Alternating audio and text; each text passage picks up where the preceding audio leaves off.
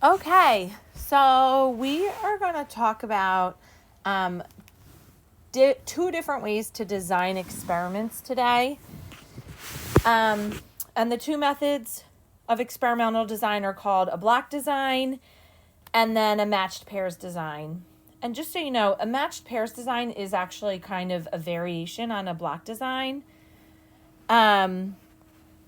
And then even within the matched pairs design, we're going to talk about a couple variations as well. And before we start, I do also want to remind you that everything I'm going to talk about in this video is about designing the experiment itself. It's not about selecting the sample. So we've already selected a sample of people or objects or trees or animals or whatever. So experimental units or subjects, if they're people, but we've already selected a sample using some method that I'm not going to go into detail about that method, in this lesson today. Maybe I selected them using a simple random sample. Maybe it was a stratified random sample because there's some variable that we feel might have a role or an impact on the results.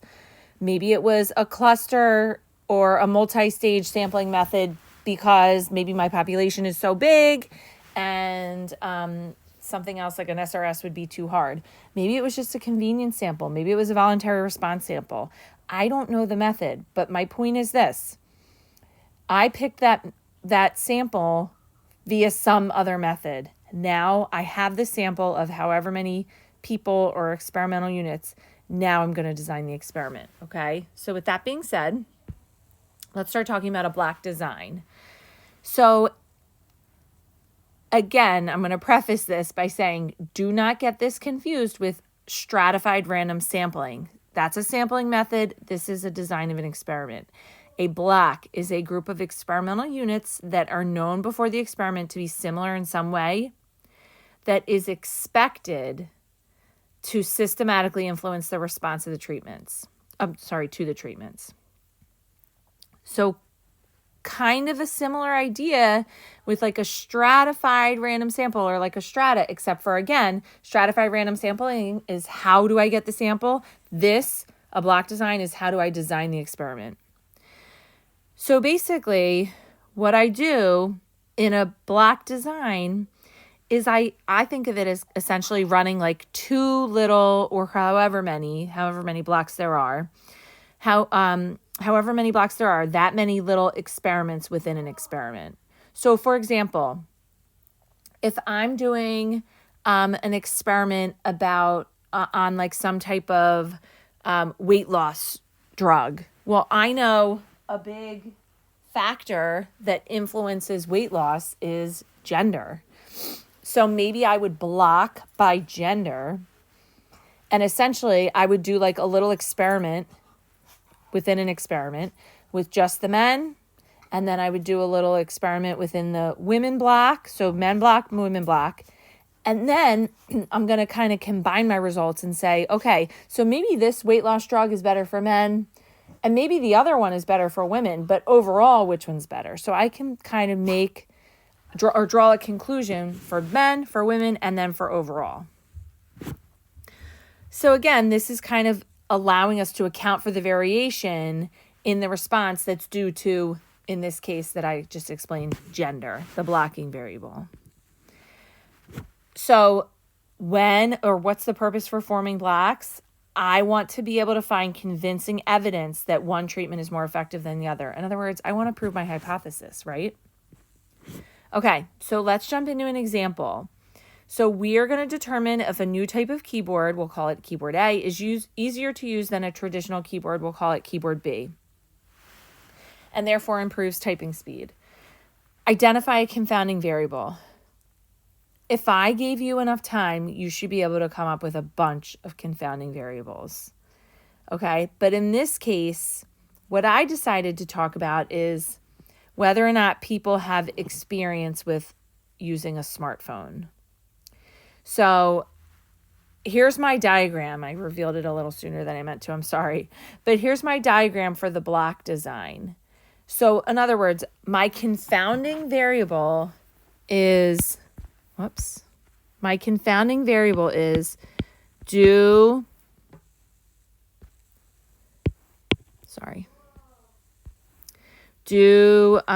people use smartphones? I think that whether or not someone uses a smartphone is going to have some kind of an impact on their typing speed, regardless of what keyboard they use. I think that's my confounding variable.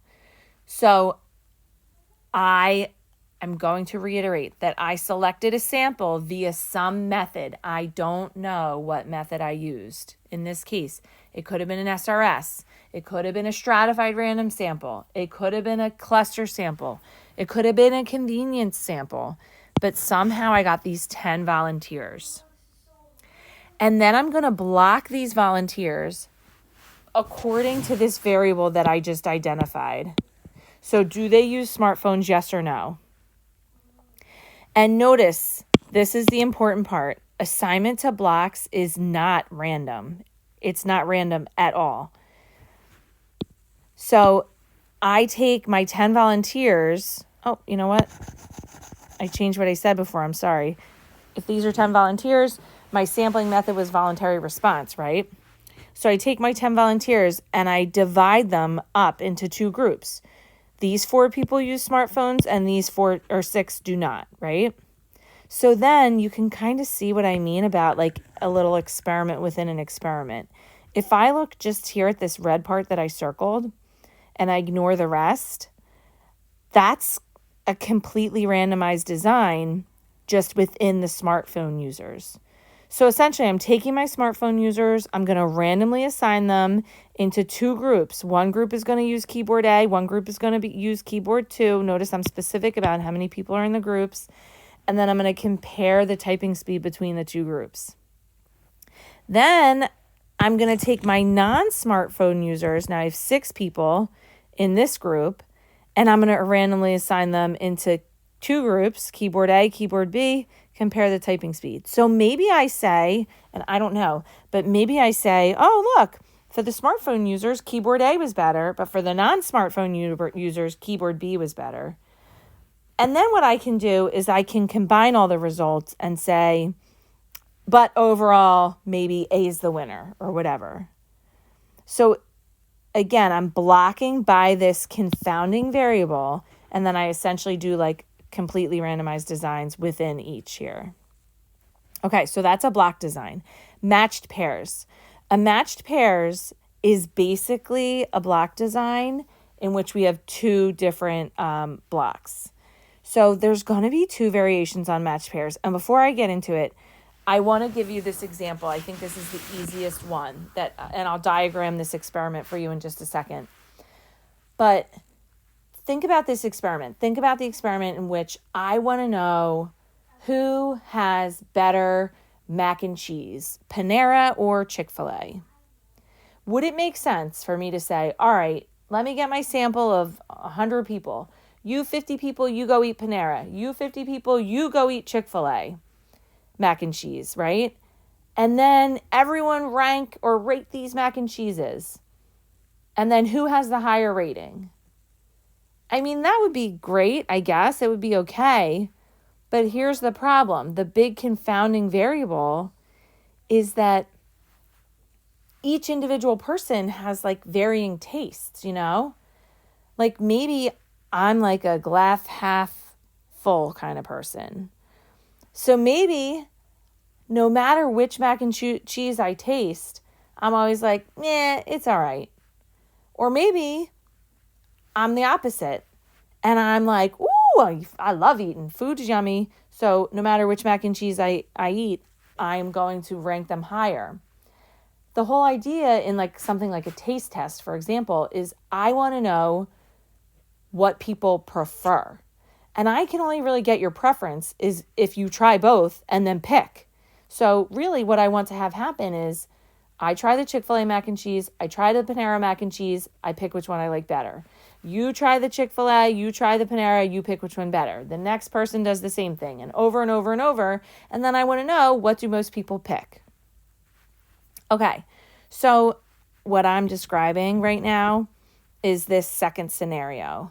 So each subject, in the case that I'm describing, receives both treatments in a random order because we still need to meet our 4 principles of design. So I need to have some kind of, control, and we'll talk about this in just a second. So we talked about this, that essentially what matched pairs does is it kind of helps to account for the variation used to form the pairs. In other words, I want like identical or as identical as possible, identical tastes, trying these mac and cheeses and then making the determination which is better. So let me jump in and show you. So instead of mac and cheese, let's talk about this cookie taste test.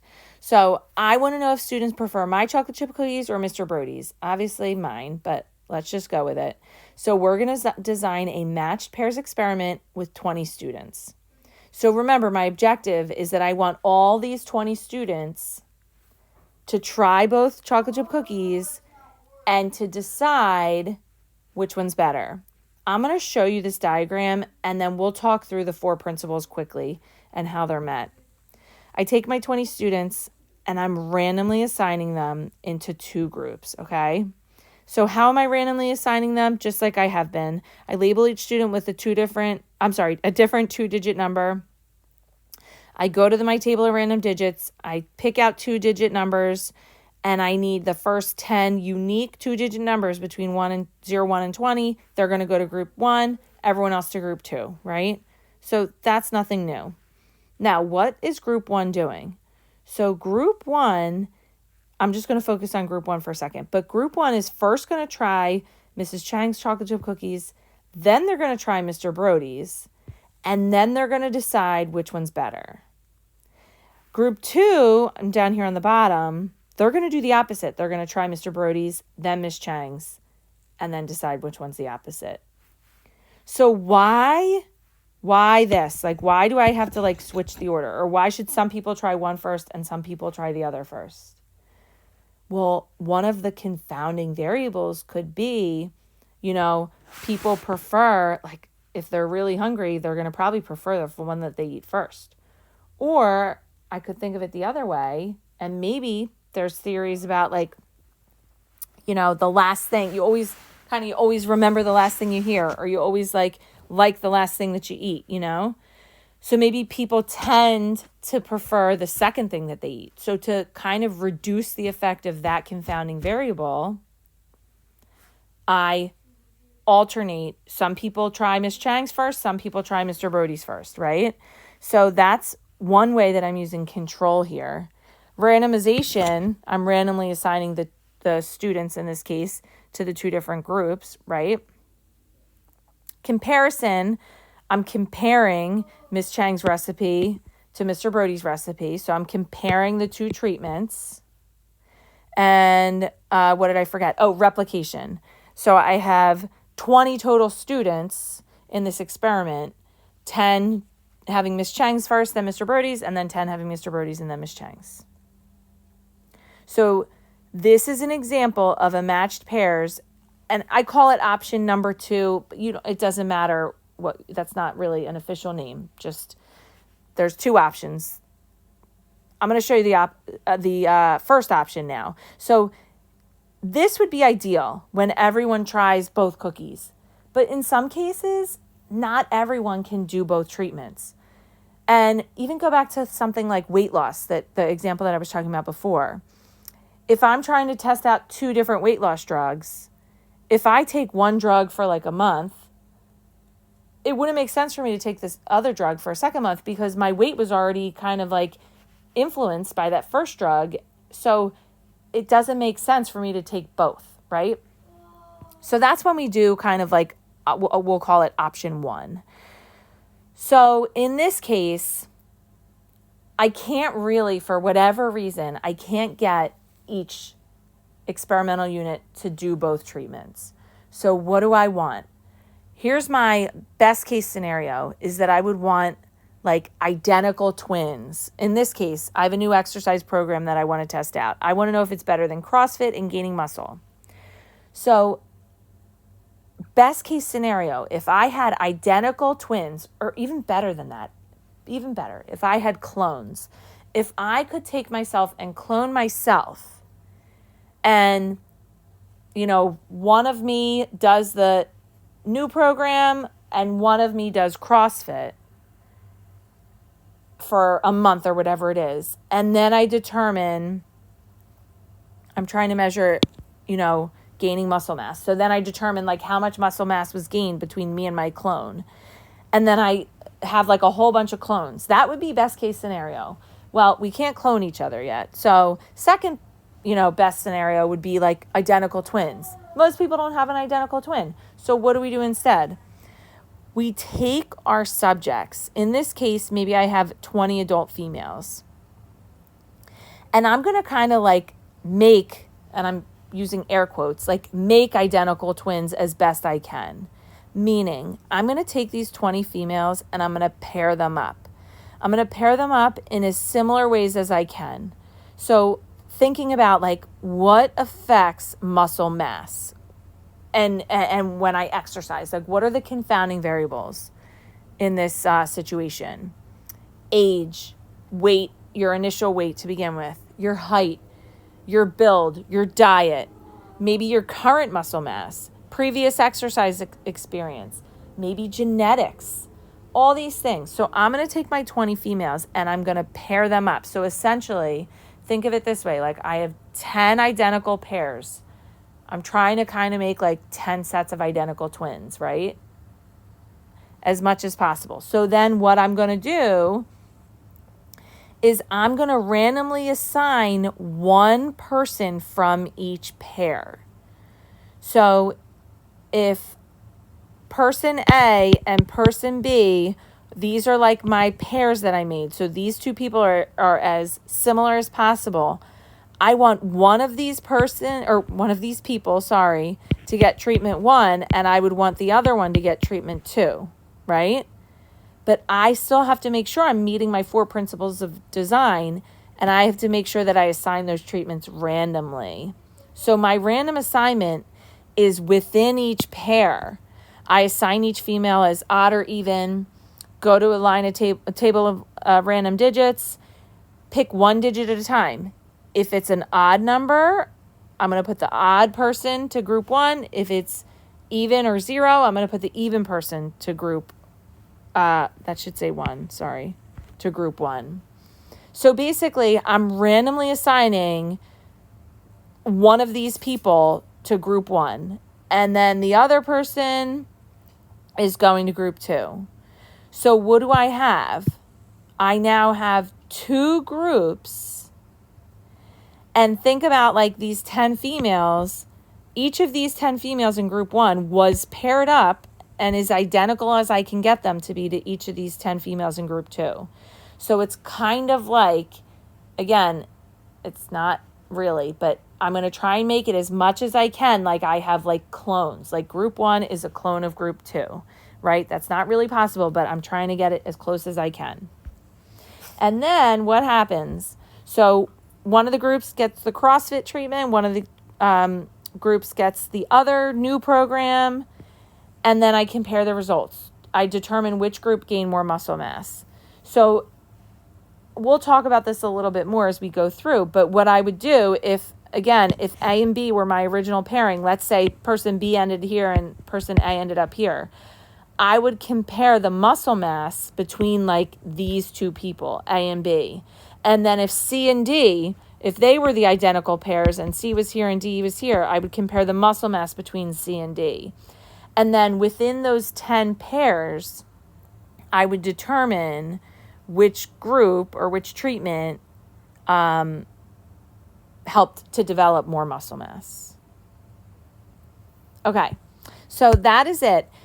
Just quick reminder, I want you to maybe even watch the video again and think, how are the 4 principles of experimental design met in each of these cases? Because they're going to be a little bit different in each instance. So how is controlling for confounding variables, how is that met? How is replication met? How is comparison met? I'm comparing two treatments or however many treatments, and how is randomization met. So go through again and think about matched pairs. Here's option 1. This is when I want like clones of each other, right? Option 2 is when I have, in matched pairs, is when I have each person do each treatment in a random order. So each person is getting both treatments in a random order. And then I have, of course, what we started with. Oh, this is being difficult. Sorry. What we started with, we have block design. So our block design is here. Think about how randomization is used. Comparison, I'm comparing A to B. Replication, I have 4 smartphone and 6 non-smartphone users. And control, how am I controlling for confounding variables? I'm controlling for confounding variables by blocking. That's one of the ways, one of the many ways. All right, that's it for today. Thanks so much for watching. Have a good day.